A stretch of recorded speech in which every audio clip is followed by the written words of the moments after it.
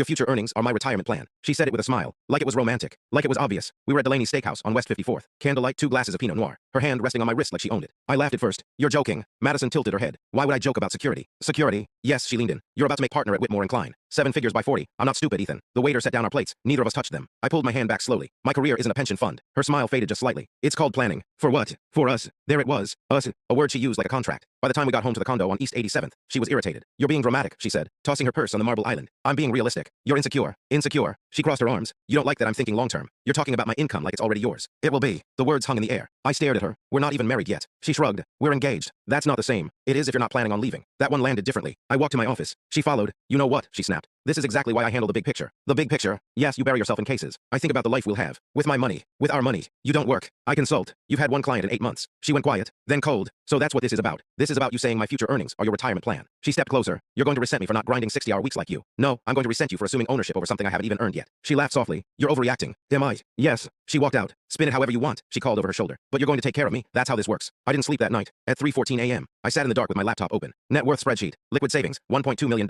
Brokerage, $3.8 million.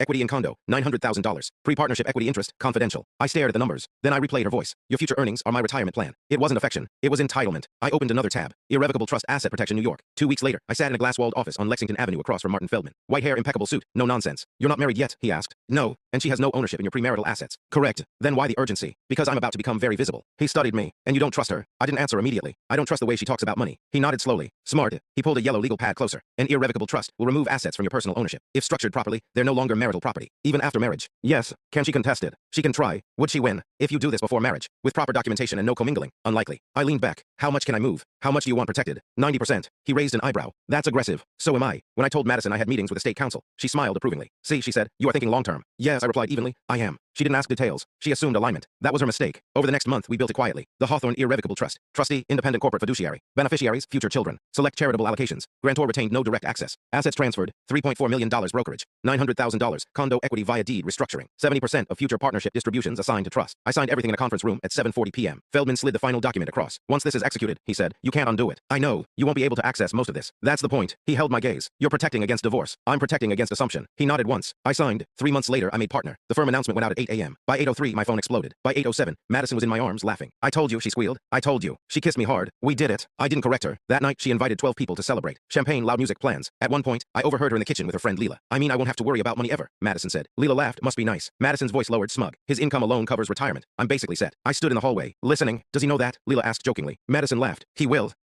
Watch the full story on the link.